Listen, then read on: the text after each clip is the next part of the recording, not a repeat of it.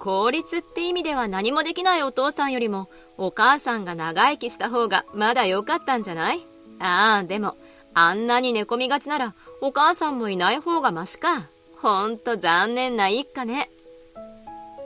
父のことだけでなく亡くなった母のことも卑下する兄嫁の久美子さんの暴言にもう私は黙っていることができなかった。あなたがどれだけ自分が仕事のできる頭のいい人間だと思ってるか知らないけど、私の家族を悪く言うのは許さない。さっきの発言は撤回して。突然反抗した私に久美子さんは一瞬驚いた様子を見せたが、すぐに逆上してくる。は？ニート風情が私に指図するなんてありえないんだけど、そもそも私みたいなできる女が平凡でつまらない彼方と結婚してやっただけでもありがたいと思わないわけ？久美子さんは興奮のあまり玄関のドアが開いた音にも気づかず続ける。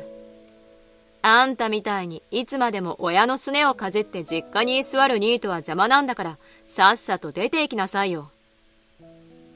そう怒鳴った久美子さんはそこでようやく後ろの気配に気づいて振り返った。私はさつき、父と母と兄の彼方の4人家族。母は昔から体が弱く寝込むことが多かったため、私も兄も幼い頃から父と一緒に家事を手伝うことが多かった。お母さん、洗濯物は私が畳んでおくから寝てていいよ。母さん、父さんが夕飯作ってくれたから洗い物は俺がしておくよ。さつき、かなた、ありがとうね。頼りないお母さんでごめんね。母はそう言っていつも私と兄に謝っていた。何言ってるんだよ。家族が辛い時は助けるのが当たり前だろ。お兄ちゃんも私も待ってるから早く元気になってね。私も兄も体は弱いがいつも優しい母のことが大好きだった。父もそんな母を大切にしいつも気遣っていた。成長するうちに私も家事の大部分をこなせるようになっていき、母の負担も減っていく。そうしていくうちに母が寝込むことも少なくなってきていた。兄もそんな母の様子に安心したのか、就職して数年経った頃、会社に派遣で来ていた久美子さんという女性と結婚し、家を出て行った。しかし、それから数年経つと、母はまた体調を崩しがちになる。私が在宅勤務メインで仕事ができるようになったのを機に、家事のほとんどは私が担当するようになっていった。私がずっと家にいて家事をするようになると、家にやってきた久美子さんはあからさまに私を見下すようになっていく。さつきさん、あなたもいい年なんだからもうちょっと考えた方がいいんじゃないの？え？何のことですか？私みたいに仕事で社会に貢献するべきだって言ってるの。私はね、いろんな派遣先で経験を積んだおかげで、今ではいろんな会社から引っ張りだこなの。あなたもいい年してニートみたいな生活して恥ずかしくないの？久美子さんは私が仕事を辞めて家事手伝いをしていると思い込んでいるようだった。私が黙っていると横で聞いていた兄が助け舟を出してくれる。久美子、何言ってるんだ。さつきは仕事を辞めたわけじゃなくって在宅で働くようになっただけだって言ったろ。あら、そうだったかしら。兄の前ではあっさりと納得してみせたものの、久美子さんは私と二人になるたびに私のことをバカにするような発言をしてきた。在宅勤務なんて都合よく言ってるけど、家でもできる仕事なんてたかが知れてるわよね。さつきさんみたいに適当に仕事をする人がいるから女の立場がなかなか上がらないんじゃないの？私は今も自分の仕事にはしっかりと取り組んでいるつもりです。それは在宅でもオフィス勤務でも変わらないと思いますが。口ではどうとでも言えるわよ。そんな一丁前の口を聞くのは私みたいに周りから評価されてからにしなさい。それから久美子さんの言動はエスカレートするようになる。我が家に来ては兄や両親がいないところで私の行動の荒探しをしていく。さつきさん、昨日の掃除ってあなたがやったの？ええ、今日はお兄ちゃんとさつきさんが来るので母には体調を整えてほしくて掃除も含めた家事はすべて私がやりました。やっぱりね。仕事ができない人って全体が見えていないのよね。この棚の上の汚れ、全然落ちていないわよ。こういう目につかないところに気を配れないから、ちゃんとした職に就けないんじゃないの？そこも一応拭き掃除はしたんですけど、シミを落とすところまで仕事が忙しくてできなくて。何？そういう時だけ仕事を言い訳にするの？大した仕事じゃないんだから、家事くらいは完璧にやったらどう？すみません。つい言い訳をしてしまったことに反省して謝った私を見て、久美子さんは満足そうにその場を去っていった。その後、母がさらに体調を崩すようになり、寝込みがちになる。私も父も必死に看病し、また体調が戻ることを願っていたが、私たちの願いは叶うことはなく、母はそのまま心不全で亡くなってしまった。悲しみの中葬儀を終えると、久美子さんが改まって私たちに話を持ちかけてきた。私と彼方からある提案があるので、ちょっと聞いてほしいんです。提案？久美子さんのかしこまった様子に、私も父も彼女の言葉に耳を傾ける。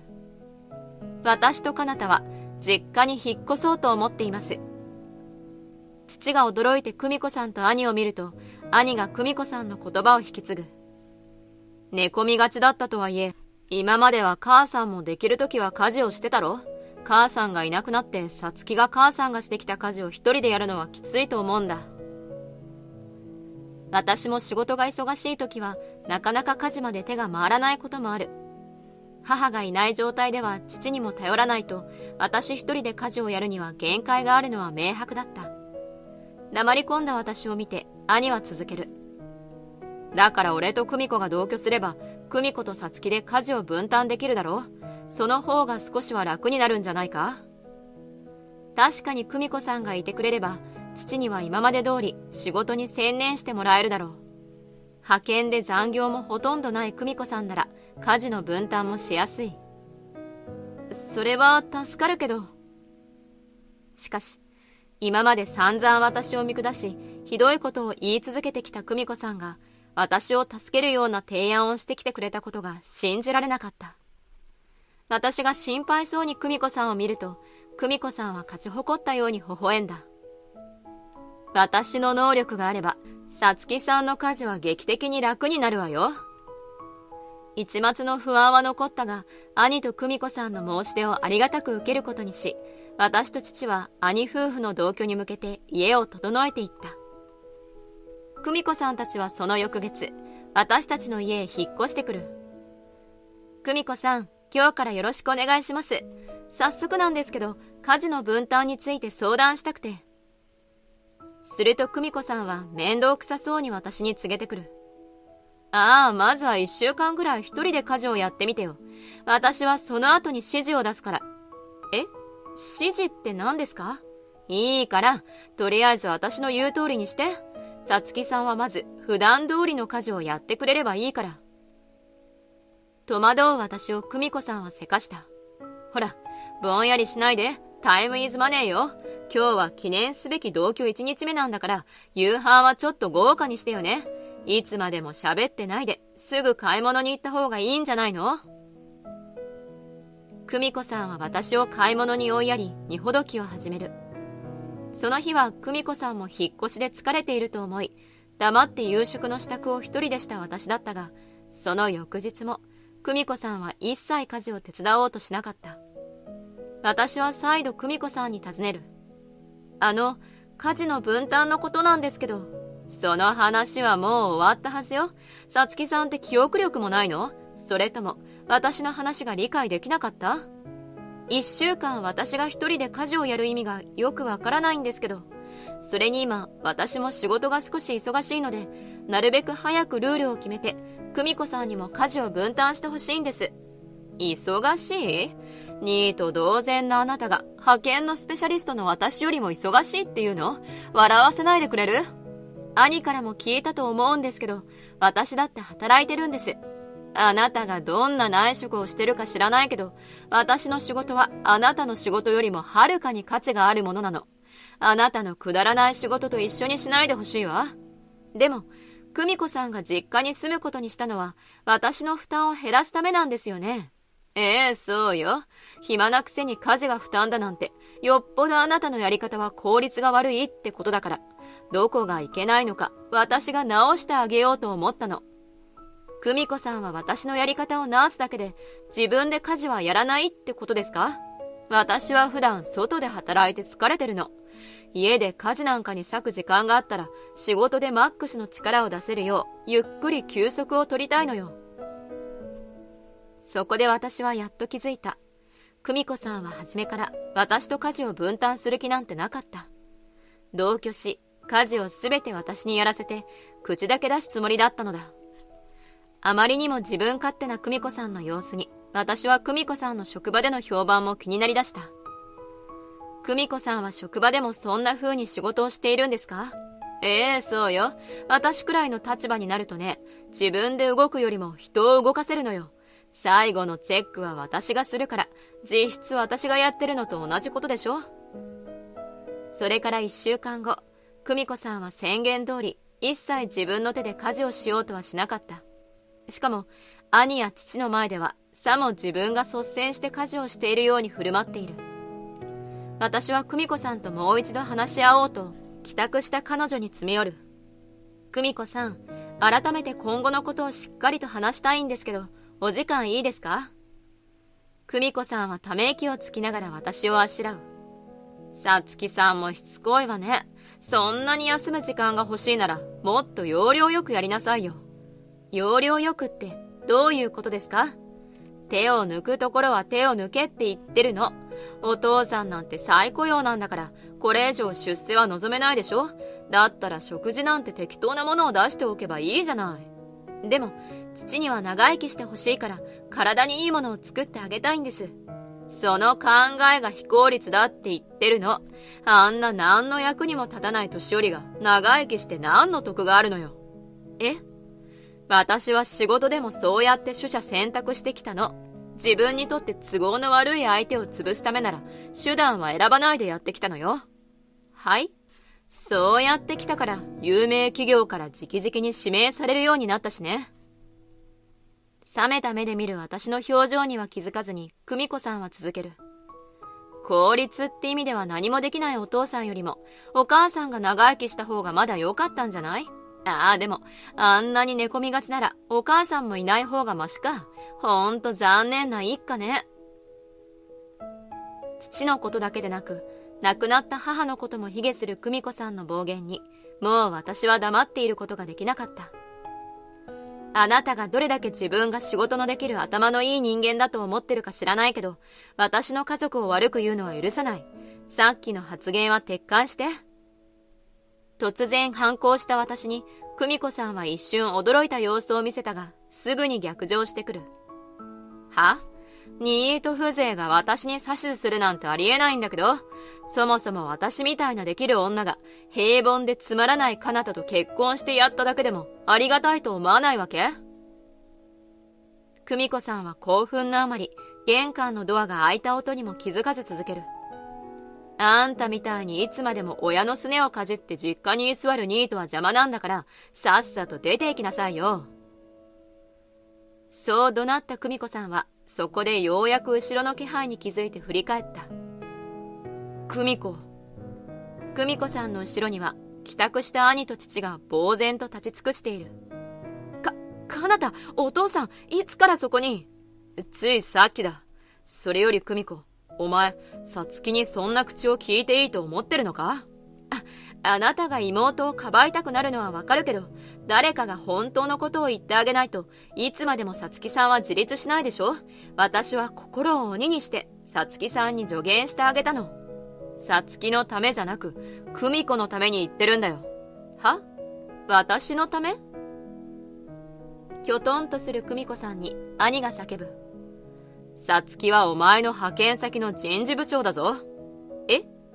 今回お前が直々に指名して派遣してもらえたのも、さつきの推薦があったからだっていうのに。どういうことよ。さつきさんはただのニートでしょ。私はカバンから自分の名刺を取り出して久美子さんに渡す。私の名刺を見た久美子さんは顔面蒼白になった。人事部長？じゃ、かなたの言ってたことは本当なの？私は静かに答える。ええ、社内はリモートワークを推奨する方針だから、人事部長の私が率先して在宅勤務に切り替えたの。あなたはずっとニートだと思ってたみたいだけど。そんな、さつきさんが？あなたの言動が気になったので、この1週間、職場でのあなたの仕事ぶりも調査させてもらったわ。自分で言っていた通り、自分ではろくに仕事もせず、他人にやらせては手柄を横取りしていたようね。それは、私が最後にチェックしてから提出しただけで。それに、自分に歯向かう後輩の派遣社員には嫌がらせをしたり、根も葉もない噂を流して辞めさせているようね。そんな素行に問題のある社員をこれ以上雇っていられないわ。そんなの、ちょっと嫌なことがあったくらいで辞める方が悪いんじゃない。あなたは仕事以前に人として問題があるのよ。だから私に家事をすべて丸投げしたり、家族のことも平気であんな風に言えるのよ。私の言葉に兄と父が反応する。どういうことだ？私は久美子さんが言っていた父と兄への暴言を繰り返す。久美子さんはお父さんのことは年寄りが長生きしても何の得にもならないって言って、兄さんに対しては平凡でつまらないのに結婚してやっただけでもありがたいと思えとも言っていたわ。それを聞いた兄と父は顔色を変える。私は怒りに任せ先を続ける。それだけじゃない。久美子さんはお母さんのことも寝込んでばかりだからいない方がマシだって言ったのよ。その言葉に兄は激怒する。久美子、お前は俺たちや母さんのことをそんな風に思っていたんだな。違うの。あれは言葉のあやっていうか、さつきさんが大げさに言ってるだけよ。私はすかさず指摘する。今まで家事を私に丸投げしてきた事実はどう説明するの？それもさつきさんのでっち上げを私はちゃんと分担してきたわ。今まで黙っていた父が口を開く。それは嘘だ。この1週間食べてきた食事はどれも今までの我が家の味だった。久美子さんが1日でも料理を作った形跡はない。兄も同意する。確かに今までの久美子の料理の味付けとさつきと母さんの味付けは明らかに違うからな。少なくても久美子がここに来てから一度も料理をしていないことは明白だよ。は？あんたたちみたいなバカ舌にそんなことわかるわけないじゃない。バカ舌？お前はやっぱり俺たちをバカにしたいのか？違うのよ。そうじゃなくて。思わず口を滑らせた久美子さんだったが、先ほどの一言で久美子さんの本性は完全に露呈してしまった。やっぱりお前は本心では俺や家族を嘲笑っていたんだな。もうそんな人間に俺も関わりたくないし、家族とも関わってほしくない。離婚しよう。待って、離婚なんて嘘でしょ？そんな体裁の悪いことしたくないわ。体裁を気にするなら、さっさと離婚に同意した方がいいんじゃないか？これ以上こじれて裁判にでもなったら、もっと恥ずかしい思いをするのはお前だぞ。兄の言葉に、久美子さんはしぶしぶ離婚に同意した。私が人事部に調査を依頼したことで、久美子さんは派遣先で応募を働いていたことが明らかになり、彼女は派遣の契約を切られた。そのことで、久美子さんは他の派遣先への紹介も躊躇され、仕事のない日々を過ごしているとか。今では久美子さん自身があんなにバカにしていたニートとなっているようだ。久美子さんと離婚した兄は実家に戻り、私と父と3人で平和な暮らしを続けている。今回の件で家事を私に任せっきりだったことに改めて気づいた兄と父は率先して家事をやってくれるようになった。私も今までは長女の自分が家事を担うことが当たり前だと思っていたが、家族みんなが協力して家事を行うことで、さらに家族の絆が深まり、みんなが幸せになることを実感した。この先、自分が結婚することがあったら、結婚相手にもその考えをしっかり伝えて、協力しながら家族の生活を守っていこうと心に決めるのだった。